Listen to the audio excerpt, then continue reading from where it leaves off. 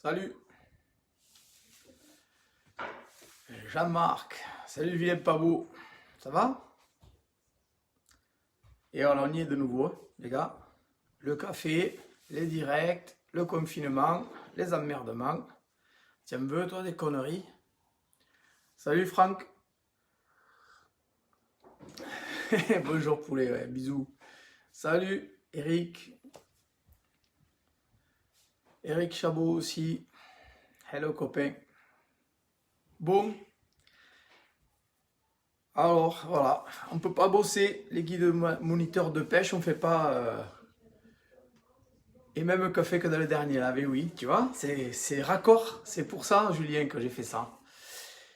Ouais, donc on ne peut pas travailler, ça ne fait pas partie des activités dérogatoires, mais on peut aller à la pêche, donc j'irai à la pêche prochainement, dès demain d'ailleurs. Et j'espère faire des jolies photos parce que quand même il n'y aura pas beaucoup de monde. Alors ce matin, on avait imaginé ensemble de parler. Salut Mickaël. Ouais, moi aussi je suis content de te revoir. Je préférerais qu'on se voit au bord de l'eau, mais bon, hein, on fait comme on peut. Donc on avait imaginé, salut Lionel, parler du bas de ligne pour pêcher en nymphe de manière un peu plus moderne de ce qu'on a eu fait. À savoir que il y a plusieurs manières aujourd'hui de pêcher en nymphe. La première, c'est celle que... Oh, coucou. Euh, la première, c'est une manière polyvalente avec un bas de ligne classique sur lequel on peut varier les plaisirs, sèche, nymphe au fil, nymphe à vue, etc.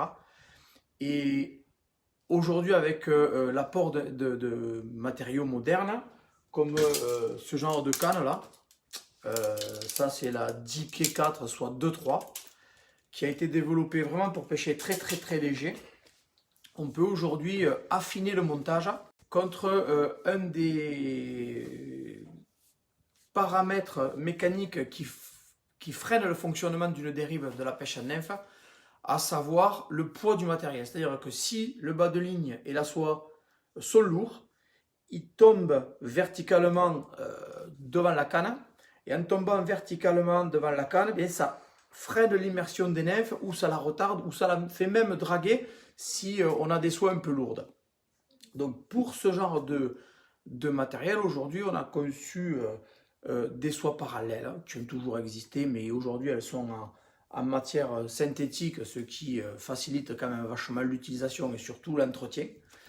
Et ces soies parallèles qui sont plus ou moins fines, généralement quand même autour des 0,55 parce qu'elles collent aux réglementations de la compétition aujourd'hui, permettent d'alléger le fonctionnement mécanique de ce talon, quoi, de cette partie du matériel. Dessus, on peut aujourd'hui greffer des bas de ligne, légèreté du bas de ligne, de se tenir plus ou moins en l'air comme ça, et si on le manage bien avec la main de soie, la main de canne c'est pour les droitiers la droite, pour les gauchers la gauche, la main de soie c'est l'inverse, vous l'avez compris. Si on arrive à bien manager la soie et le bas de ligne surtout n'arrive plus à s'abaisser comme ça et à tirer sur la dérive. Du coup c'est beaucoup plus précis. Plus on pêche en début de saison, moi j'utilise des bas de ligne qui sont aussi progressifs au niveau de la saison, plus je suis en début de saison avec des poissons plus réceptifs, de l'eau plus forte, des courants plus soutenus, plus je plombe forcément mon lestage de nymphes, et en lestant un petit peu plus, ça me permet d'avoir des talons un peu plus solides. En diamètre de fil je parlais, bien sûr. Néanmoins, il faut quand même que ça soit équilibré. Plus je vais vers le milieu de la saison, plus les eaux sont fines, plus mes nymphes sont légères, plus je vais alléger ce talon de bas de ligne. Je vais vous expliquer et vous montrer comment je monte un talon de bas de ligne pour le début de la saison, puisqu'on est encore au mois d'avril, même si le mois d'avril on l'a dans l'os pour beaucoup. Oui, Pascal, autant pêcher à l'espagnol. Alors, pour moi, la pêche à l'espagnol, on sort de la pêche à la mouche. Et quand je construis mon bas de ligne, j'ai toujours espoir de pouvoir y accrocher une mouche sèche et de pouvoir la lancer avec. Euh, la pêche à l'espagnol, on n'a plus espoir de balancer une mouche sèche. Et le lancer n'a plus aucune importance. Alors que, pour moi, la pêche à la mouche, il y a toujours cet impact du lancer dedans. C'est-à-dire que si je veux impacter une nymphe, je vais vraiment avoir besoin de pousser dans la canne, de tirer dans la canne et d'avoir un bas de ligne qui réagit. À l'espagnol, c'est vraiment, on peut lancer sous la canne, quoi. Tu prends un gling-gling, tu prends ton fil, tu le tiens dans la main, tu lances sous la canne comme ça, et tu fais un lancer de pêche au toc ou de pêche à la longue dérive, certaines l'appellent, au long fil, à ce que vous voulez. Mais on sort un peu des paramètres de la pêche à la mouche, où c'est le lancer qui amène les mouches sur l'eau. Et avec ce bas de ligne-là et ces contraintes-là, c'est encore mon lancer qui va me permettre d'amener mes mouches sur l'eau, même si la légèreté du système, on est vraiment à la bascule, quoi. Mais après, si au fil ça te convient, ça te convient, hein. Moi, je m'en fiche un peu, quoi. C'est très bien pour toi, si tu vois ce que je veux dire. Donc, je vais utiliser du nylon dégressif. Je vais commencer avec du 30 centièmes. Je vais en prendre, je vous montre ici. Je vais tendre mes bras comme ça et je vais ici couper mon fil. Ça, ce sera mon 30 centièmes. Ça sera la base de mon bas de ligne. Donc ça fait plus ou moins 1m80, 1m70, 1m80, 1m90 pour les types qui ont vraiment des grands bras. Ensuite, je vais prendre un 25 centièmes et je vais en faire une moitié de la longueur initiale. Je coupe le nœud baril classique.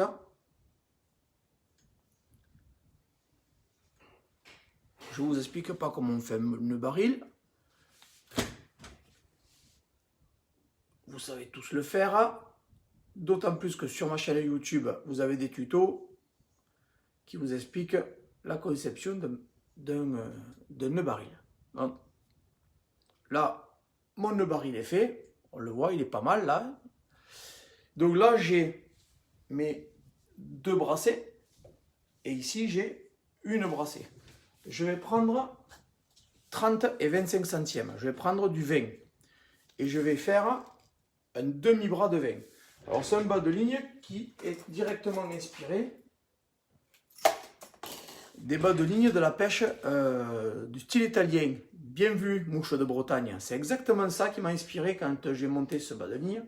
Comme quoi, on peut tout réadapter et ça permet d'avoir une dégressivité à peu près correcte et sur des soies fines, d'avoir un talon de bas de ligne qui est manipulable pour d'autres techniques, et notamment la sèche. Alors en infavus, c'est un peu juste,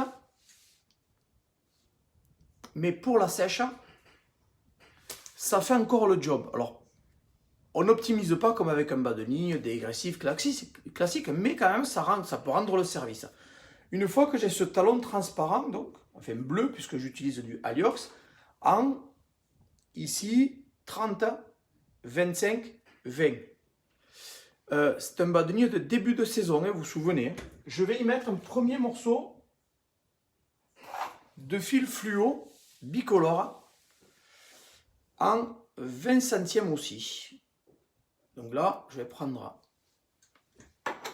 un morceau de fil fluo. Hop. Nœud baril à nouveau.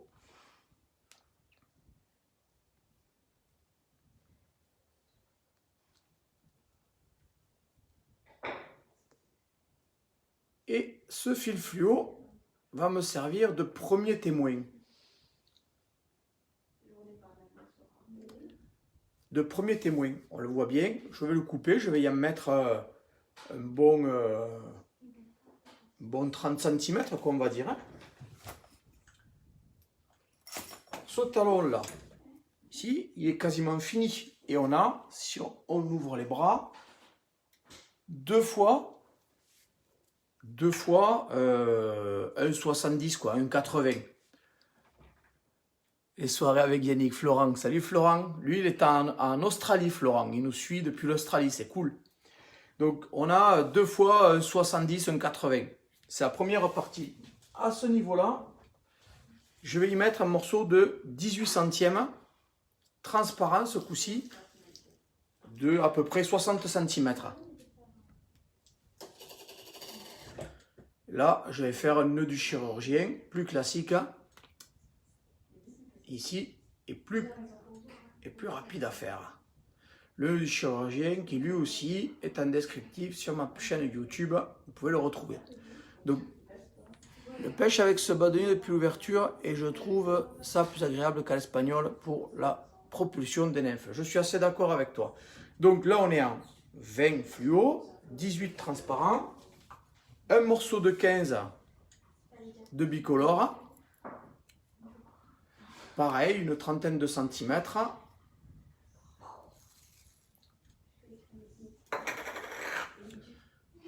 Renœud du chirurgien. Très facile à réaliser celui-là. Donc là, on a un talon qui démarre en 30, qui va pouvoir soutenir des nymphes un peu solides, en 3, 2,5 avec le coupe-fil, ouais. Mon dentiste râle, mais c'est pas grave. Du 2,5, du 3, du 3,5 sans problème. Mais dès qu'on va pêcher sur du 2, du 1,5 ou du 2,5 un peu léger, forcément, le 30 centièmes aura quand même un petit impact sur ces nymphes. Ici, je fais la micro-boucle classique, là aussi. Hop. Et sur les conseils de notre ami, je vais décrocher mon coupe-fil pour couper les brins qui dépassent. Voilà un talon de bâtonnier construit. C'est le genre de truc, on peut en construire plusieurs d'avance. Et si en cours de partie de pêche, il casse, le remplacer très facilement avec un nœud de raccord sur la soie. Celui-ci pour le début de saison, mais aussi pour les rivières très puissantes, où on a besoin d'avoir... Salut Wilfried, 10 pistoles pour les intimes, comment vas-tu? Les rivières qui sont puissantes, sur lesquelles on a besoin d'avoir des lestages un peu solides. Dès qu'arrive la belle saison et que les niveaux baissent, je coupe mes fils en même temps. Mon talon, je vais le construire un peu différemment. C'est-à-dire que ma première longueur, je vais le faire en 25, ensuite en 20, ensuite en 18, un petit morceau de fluo en 16, un petit morceau de transparent en 16, un morceau de fluo en 14 et mes pointes. Et quand j'arrive à l'extrême limite, en plein été, et que c'est la rage du soleil et que ça va être compliqué, ben là je peux encore alléger mon talon. Vous voyez ce principe d'alléger le talon? Par contre, je vais sur l'Ariège au mois d'août. L'Ariège, qui est une rivière qui pousse, ou une rivière des Alpes, j'hésite pas à faire un talon en 35, 30, 25, un petit morceau de 25 en fluo, 18 et 16. À grossir le trait en fait pour pouvoir utiliser des mouches plus solides. J'ai raté le début, tu l'auras en replay. C'est mes filles, le bruit que vous entendez, c'est mes filles qui font de la terre. Elles s'occupent un petit peu pendant le confinement. Du coup, ce talon de bas de ligne, qui est modulable, il me permet de lancer des sèches. Voilà. Parce que là, ici, si je mets ma pointe sur ma micro-boucle, je vais y lancer une sèche assez facilement. Alors là, j'ai 3 indicateurs. Mon premier fluo, mon fil de transparent et mon second fluo. Dans ma dérive, qu'est-ce que je fais? J'impacte mes nymphes le plus proprement possible. Donc je donne un angle aérien à mes nymphes sur ma position arrière pour qu'elles impactent l'eau vraiment. Avec ma main gauche, immédiatement, je tiens ma dérive, ce qui a pour effet d'ancrer mes nymphes et de tenir mon fil. Ça, c'est la surface de l'eau, ça, c'est le fil qui va dessous. De tenir mon fil fluo ici. Je manage vraiment le plus précisément possible la valaison de ma dérive pour que mon fil reste un peu tendu, juste ce qu'il faut pour voir une touche, mais pas assez pour brider les mouches. Donc là, je me mets sur mon premier fluo, celui qui est en 15 centièmes. Quand ça passe devant moi, je pêche à 2 mouches, vous vous souvenez, tout le temps, regardez les anciens replays. Quand ça passe devant moi, je fais couler cette partie de fil transparent pour me mettre sur le second fluo et organiser une dérive plus longue vers l'aval. Si avec un système classique, un seul fluo, en la tenant ici, quand on arrive à sa hauteur, la deuxième nymphe a tendance à décoller et la celle de pointe aussi. Mais avec ce système où on peut encore gagner 60 cm ici, on va faire tenir la nymphe de potence au ras du fond un peu plus longtemps. Quand on pense qu'une dérive, ça dure plus ou moins 5 secondes, si on gagne 50 cm toutes les 5 secondes, à la fin de la journée, ça fait un paquet de mètres de dérives gagnées, quoi. De dérives efficaces, pas de dérives où les mouches remontent, qui prennent du poisson. C'est des animations, c'est des moments un peu particuliers, mais ça prendra toujours plus de poissons si les nymphes sont bien installées au fond. Donc ce système va me permettre de vraiment gagner en dérive assez facilement. Mais en même temps, comme tout à l'heure on l'a vu, si jamais ici, grâce à ce badelier, je mets une sèche, je suis capable de la poser. Je ne sais pas si c'était clair pour tout le monde, le coup de poser la sèche. Allez, on va finir ce bas de ligne parce qu'il n'est pas fini. Je prends un marqueur maintenant. Avec le marqueur, je vais... Fred, pourquoi le nœud du chirurgien en bas? Parce que les fils sont plus fins, ils le supportent. Tout simplement. Donc je vais ici mettre ma micro-boucle sur un point dur. Comme ça. Là, j'ai mis ma micro-boucle et mon bas de ligne sur un point dur, c'est-à-dire là. Et avec le marqueur, je viens faire des impacts sur le fil régulièrement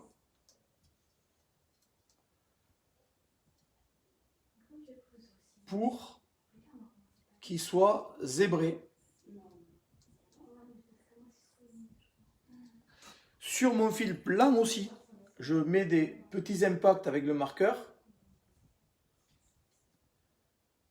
pour qu'il soit zébré. Je vais vous montrer après, une fois que je l'aurai réalisé. Là, il ne faut pas hésiter. Il faut bien marquer les traits du marqueur. Les traits. Là, allez, j'arrive ici. Vous voyez le jaune là? Hop.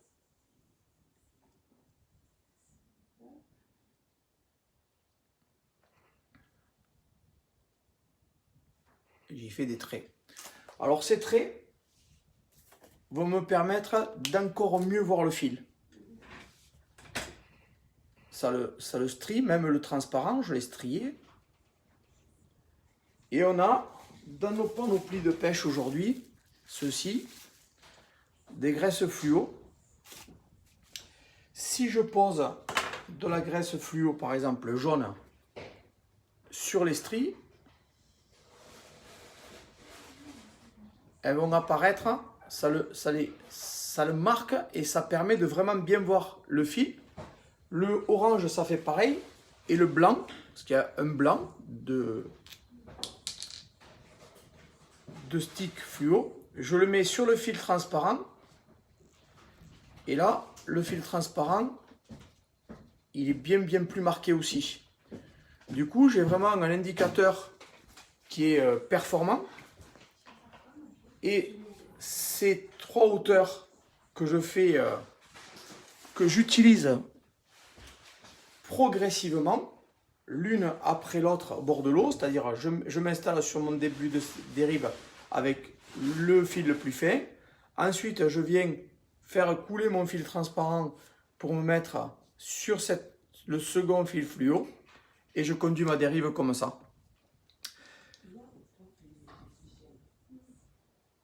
Essayez-le ça. Vous serez surpris du résultat. Voilà les gars. Pour ce direct, premier direct de ce confinement. Flora, il dit c'est cool ça, je vais essayer. Ben ouais, j'espère bien que vous allez essayer, que vous allez me donner votre avis là-dessus. N'oubliez pas que ça, c'est un bâtonnier de début de saison. Il est bien aussi pour commencer à se familiariser avec ce genre de bas de ligne. Mais ensuite, il faut alléger dès qu'on arrive sur la belle saison et des mouches plus légères. Par contre, il permet de vraiment conduire la dérive proprement et surtout, grâce à cette astuce du deuxième fluo, de pouvoir retenir les mouches pour pas qu'elles remontent ici, les tenir bien au fond, continuer à avoir un bon visuel parce que entre les deux fluos, le fil transparent là, il permet d'avoir un très très bon visuel et d'avoir une vraie séquence dans la dérive qui fait qu'on s'installe sur le premier, ça passe à notre niveau, on appuie avec la canne pour faire descendre le fil transparent et on est sur le second fluo. Du coup, on a une vraie méthodologie dans la dérive. Ça se voit bien à l'écran, mais tu verrais au bord de l'eau si ça se voit. Alors, si vous avez des questions, là, vous pouvez me les poser, je vous y réponds en direct. J'ai vu que, qui c'est qui me disait, les fils que j'utilisais, c'est Dan Capitaine. Alors, pour les talons, j'utilise du Aliox de chez Devaux. Pour le fil transparent, le Tiger, depuis plus de 20 ans. Et pour le double couleur, pareil, c'est le Devaux double couleur. Et je trouve ces fils top. Alors, je travaillais pour la marque Devaux, vous l'avez compris. Mais quand c'est pas bon, c'est pas bon. Et quand c'est bon, c'est bon. Et on a le droit aussi d'avoir parfois des produits qui sont pas terribles. Mais tout ça, c'est très très bon. Et les produits pas terribles, croyez-moi, Jean-Marc est très très très vigilant là-dessus. Et il leur sectionne le coup, il les remet au goût du jour très rapidement. Il est super performant pour ça. Ça fait qu'on a un catalogue qui est juste magique. Le problème de la pointe emmêlée dedans. Ah ben ça, Loïc, si tu veux, ce problème je comprends ce que tu veux dire, c'est un problème de lancer. C'est parce que tu impactes, tu donnes un coup de marteau dans ton lancer qui vient refermer la boucle qui devrait se former avec un bas de ligne normal et une poussée classique. Et cette boucle, elle vient toucher ton fil. Tu dois même avoir parfois les nymphes qui viennent s'emmêler entre elles comme ça. C'est juste un problème de lancer. Hein. C'est pas la graisse fluo, c'est ton lancer qui fait ça. Et ouais, et il faut tout refaire. Hein. Sur une soie de 4, tu pars aussi en 30. Alors non, Eric, sur une soie de 4, j'ai un bas de ligne classique, dégressif. Ces bas de ligne-là se montent soit sur ce genre de soie parallèle, que vous trouvez aussi au catalogue de Devaux, soit sur des DT2 que j'ai ici. Ça, en l'occurrence, c'est la Fly Class. Et des bonnes DT2, il y en a très peu sur le marché. Celle-là en fait partie. On met les dedans. On a essayé. Tu as essayé la peinture pour flotteur. Alors oui, j'ai essayé la peinture pour flotteur. Je fuis tout ce qui va alourdir mon fil. Tout ce qui alourdit mon fil pénalise ma dérive. Parce que ça va avoir un impact avalisant ou alourdissant sur mon fil qui ne va pas me permettre de tenir mon fil, de conduire ma dérive. Tout ce qui va être rajouté comme des petits sticks en plastique ou quoi, je le fuis pour pas impacter justement la lourdeur de mon montage et faire en sorte qu'il soit le plus léger possible. La graisse, oui, c'est du Top Vis de chez Devaux qui sont vendus comme ça dans des petits packaging de 3 flacons. Gros diamètre, regardez, trop la forme du serpentin. Alors il faut le chauffer un petit peu. L'avantage c'est qu'il est ni trop souple ni trop raide. Il faut qu'il ait un peu d'élasticité, donc de souplesse pour pouvoir amortir les ferrages, mais il faut qu'il garde un peu de rigidité pour pouvoir conduire l'énergie. Et là, je trouve que la graduation est exactement au bon niveau. Alors c'est vrai que si tu le laisses trop longtemps sur ton moulinet, avec les doigts, si tu le chauffes légèrement comme ça, il va reprendre de suite sa position. C'est pour ça qu'il est conçu. Hein. De la pointe ensuite, quel diamètre? Alors ça c'est Stéphane Marty. La longueur de la pointe, une pointe classique, c'est en gros 1,80 m. Et je mets ma potence à exacte distance entre ma micro-boucle et la potence c'est ma pointe. J'aime bien qu'il y ait un équilibre entre les deux pour que ça puisse continuer à pêcher proprement. Ça peut se raccourcir et s'allonger forcément, mais ce qui fait la pêche, c'est le lestage des mouches, c'est pas la longueur de la pointe. Mais ça, je vous l'ai déjà expliqué sur un précédent live. Ok, je garde si tu veux. M'arrive plus quand je décroche du poisson ou quand je rate un ferrage. Et oui, ça c'est parce que tu rates un ferrage en ferrant avec le poignet. Faire avec tout le bras comme ça. Faire pour que la canne fléchisse sous le poids du poisson et n'essaye pas d'ancrer ton montage. En fait, quand tu tires sur la canne pour ferrer, le sillon fléchit et en défléchissant, l'hameçon s'accroche dans la gueule du poisson. Alors que quand tu veux, toi, donner un coup de poignet comme ça pour ancrer l'hameçon, forcément, ça va créer des tensions, des surtensions qui vont au contraire décrocher le poisson, lui sortir la mouche de la bouche et qui va faire qu'en revenant, clac, ça vient se coincer sur ton fil fluo. Avec plaisir. Jérôme, j'ai raté le début. On sait reprendre depuis le début. Oui, on sait reprendre depuis le début puisqu'il y a un replay qui est disponible. Voilà les gars. Je vous souhaite à tous un bon confinement. Prenez soin de vous. Montez des bas de ligne. N'hésitez pas ensuite à continuer à poser vos questions. Hein. Je vous y répondrai avec plaisir. Pas toujours rapidement, mais le plus possible en tout cas. Et on se retrouve au bord de l'eau ou ailleurs pour un autre direct. Ciao, à plus.